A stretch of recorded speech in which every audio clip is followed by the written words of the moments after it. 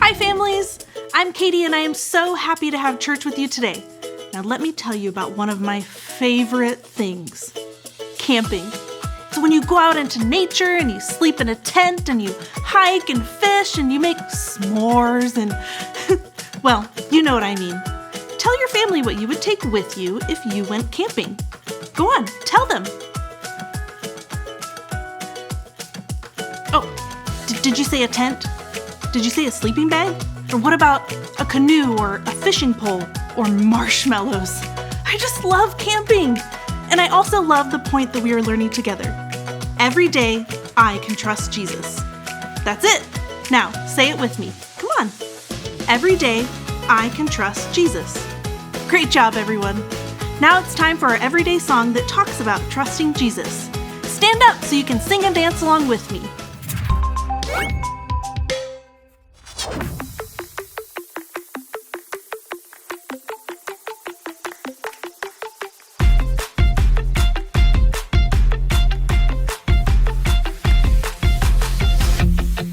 Every day I'll choose Jesus, I will follow you. 'Cause there's a world outside that can't seem to make up its mind. It's saying this and that, that and this, everything's changing all the time. You are the light, the truth, the way.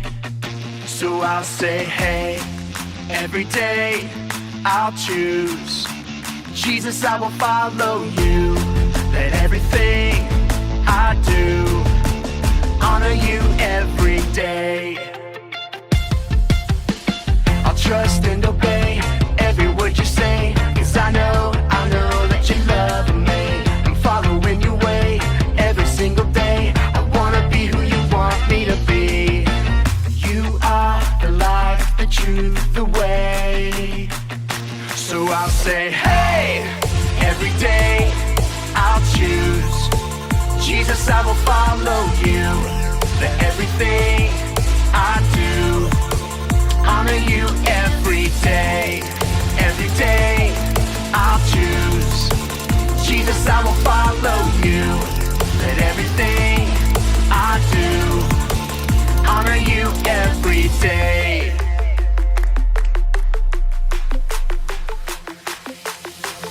Every day I can Trust you, Jesus, every day I choose to honor you, every day I can reflect you to others, every day I am who you say I am. You are the light, the truth, the way. And I'll follow you every day. I'll say, hey, every day I'll choose Jesus, I will follow you. Let everything I do honor you every day. Every day I'll choose Jesus, I will follow you. Let everything I do honor you every day. Hey, every day I choose Jesus, I will follow you. Hey, every day I'll choose Jesus, I will follow you. Hey, every day I'll choose Jesus, I will follow you. Hey, every day I'll choose Jesus, I will follow you. Hey everyone, my name is Brittany and we're so excited you're joining us today. Today we're talking about the story of Naboth's vineyard. A wicked king named Ahab wanted something that wasn't his. The king had everything he could ever want, but it was never enough. He continually wanted more and more, and that kept him from being the king that he was supposed to be. Sometimes we're just like Ahab. We let wanting stuff, especially other people's stuff, distract us from what is most important and keep us from who we are supposed to be. It really all comes down to a trust issue. When we don't have what we want, when we want it, will we still trust Jesus? And this is what we're talking about today, trusting Jesus. And that's why we're saying every day I can trust Jesus. We're gonna start things off together by singing a song, so go ahead, stand up, and sing this out with us as loud as you can.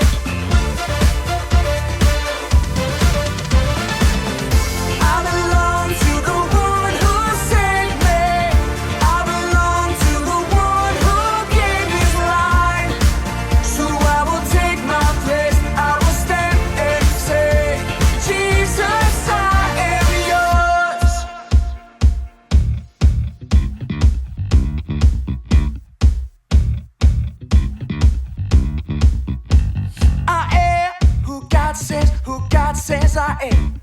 I am who God says I am. Let's go. I am who God says I am. I am who God says I am. I am who God says I am. I am who God says I am. I am forgiven. I am a winner. I have been chosen. Jesus, I am yours. Woo! Jesus, I am yours.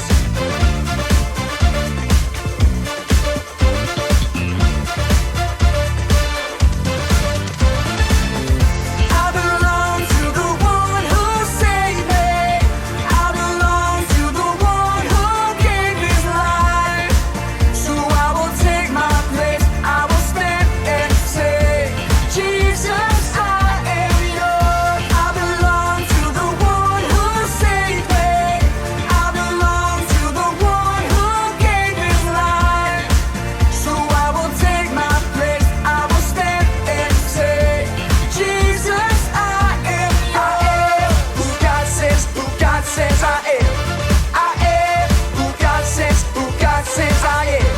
I am who God says I am. I am who God says I am. You know I am who God says I am. I am who God says I am.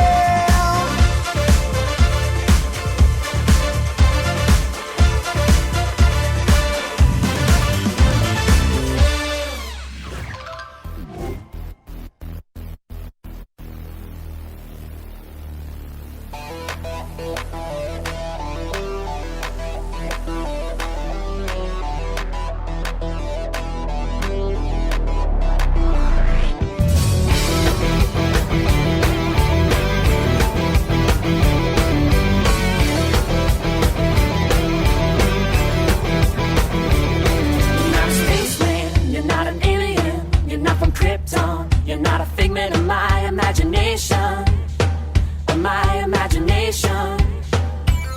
You're not a fairy tale, you're not make-believe, you came from heaven to be the friend that I can always count on, that I can always count on. Hear me shout it out.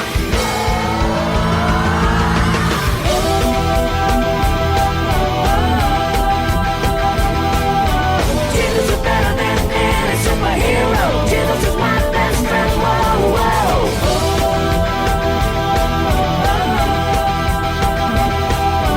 Jesus is better than any superhero. Jesus is my best friend. Whoa, whoa.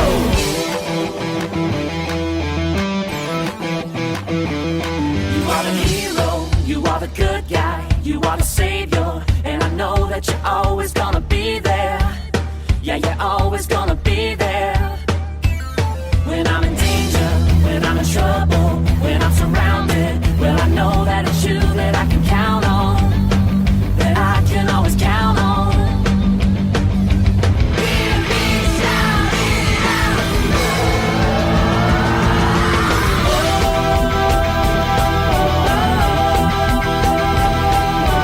Jesus is better than any superhero. Jesus is my best friend. Whoa, whoa.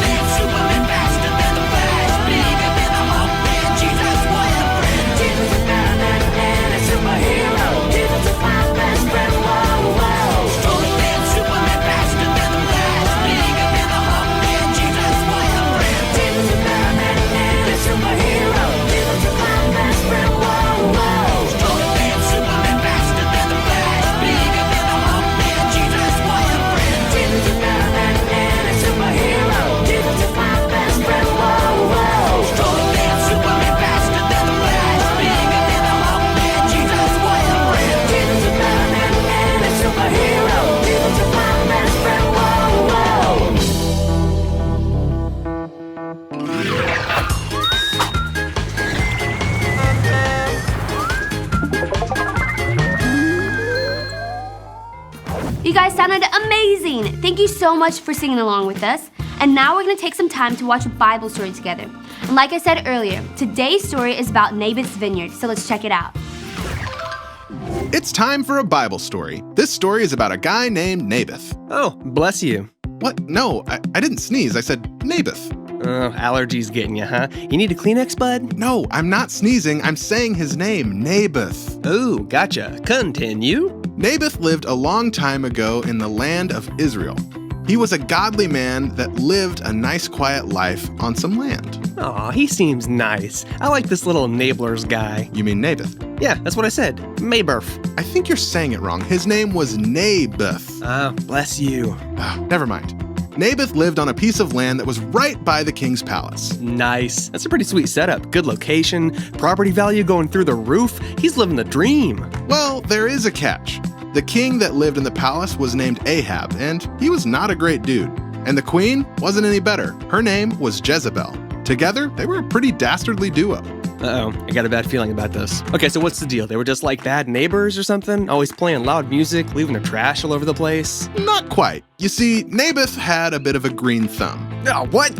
Gross. What's wrong with his hand? That's nasty. No. That's just a phrase that means he was a gardener, that he liked working with plants, not like he actually had a green thumb.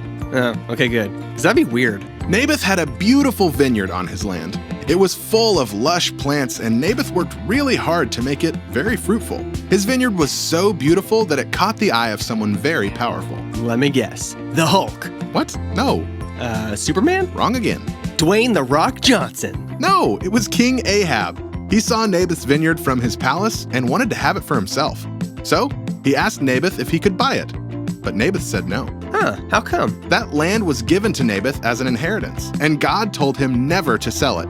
So he thanked the king and declined his offer. Okay, no big deal. Just gave him the old, it's not for sale. Well, it shouldn't have been a big deal, but it was to King Ahab. He was furious that Naboth didn't give him what he wanted, so he went away pouting and all upset. Wait, like he threw a fit? Like a little baby? Pretty much, yeah. Man, that guy's got a screw loose or something. Let me get this straight. He's a king. Yep. And he lives in a totally awesome palace. But he's throwing a temper tantrum because he didn't get something? Oh, that sounds like little King Baby needs a little nappy time. You're not wrong. And when Queen Jezebel heard that Naboth wouldn't sell his vineyard to the king, she got super mad too. Seriously? What a couple lame-o babies. Totally. But it gets even worse. Queen Jezebel was so angry about it that she did something really awful. She had Naboth killed so her and King Ahab could steal the vineyard for themselves. No, Naboth, are you for real? Unfortunately, yes. King Ahab and Queen Jezebel let their jealousy consume them, and it eventually led to their own destruction. God had such better plans for them, but because they let their hearts be hardened and gave in to sin, it caused their entire family to be wiped out. Man, that is crazy. Okay, do me a favor. Remind me if I ever see a vineyard that I really like, but I can't have it, like not to get super jealous and like kill the people that have it to steal it from them, because that is not going to end well for me at all. Sure thing. If that ever happens for some weird reason, I'll totally remind you. Thanks, man. You're the best. The end.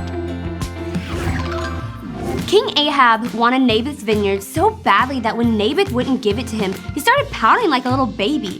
He even refused to eat. Our friend, Pastor Andrew, is going to be talking to us a little bit more about our story right now, so let's check it out. Now let's say that I'm going out on a mission. I'm going on a big journey. There would be a few things that I would want to make sure that I take along with me. Like if I was going on a camping trip, I would want to be sure to have the right supplies. A travel backpack, a sleeping bag, a water canteen to fill up on the go, a hiking stick. Okay, so I've got my stuff, got what I need for this journey, but I've got to be careful to not add extra supplies.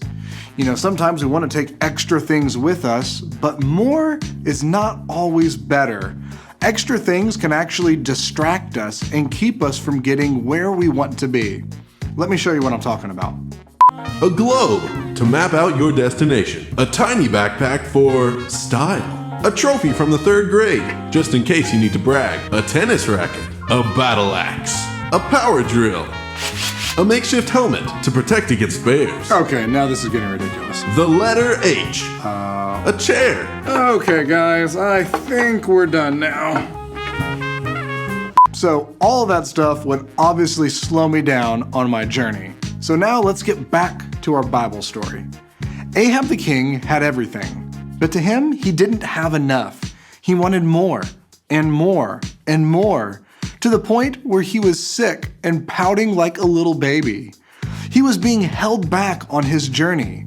As the king, he was supposed to shine the image of God to the people he ruled over, to show his people the true king, God. But that definitely didn't happen. He got super sidetracked on his mission, and he was super distracted by wanting what Naboth had. He totally did not complete his mission. And sometimes, we can be just like Ahab. We let wanting stuff, especially other people's stuff, distract us and keep us from gaining ground on our mission. Often for us, this leads to other sick things like stealing, disliking others for what they have, being jealous, talking bad about others, making up stories about other people. And all of those are pretty sick, aren't they? So what do? How do we stop wanting what others have? If you've been wanting what others have and it's been making you feel sick or even do some kind of gross things, I want you to think about Jesus. He's a king, not a king like Ahab. Jesus is the true king, and he had everything in his kingdom, but he gave it all up to be a person like you and I, to die for us so that we could be with God and share in his kingdom forever. If we really see what Jesus has done for us, and we remind ourselves that we have the most valuable thing ever in Jesus, then how could we want what others have? Really, when it comes down to it, it's a trust issue. We've got to decide if we're going to trust Jesus or not. Remember, every day, I can trust Jesus. It all comes down to trust. When we don't get what we want, when we want it, will we still trust Jesus? Or will we be like King Ahab and get so focused on other people's stuff that it makes us sick? What kind of stuff makes you act a little like King Ahab? Is it your friends' games, their clothes, their toys, their shoes, their house? Or is it something else entirely? Remember what Pastor Andrew said. If we really see what we have in Jesus and remind ourselves that we have the most valuable thing ever, how could we want what others have? We already have everything in Jesus. And every day we can trust Jesus. So that's it for this week. Thank you so much for joining us, and we'll see you next time.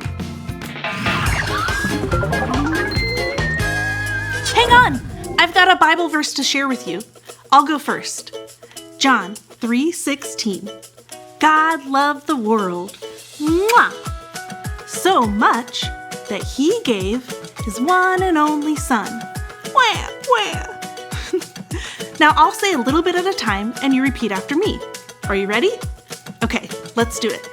John 3:16. God loved the world, mwah, so much that he gave his one and only son. Wah, wah. You got it! That Bible verse reminds me God gave us Jesus, his only son. That's the best gift that we can ever get. Nothing else we want is as good as that. Every day, we can trust Jesus. Now I'm gonna leave you with some questions to talk about with your family. Pause the video when you see them, and you can have a nice little chat. I had a great time having church with you. See you later.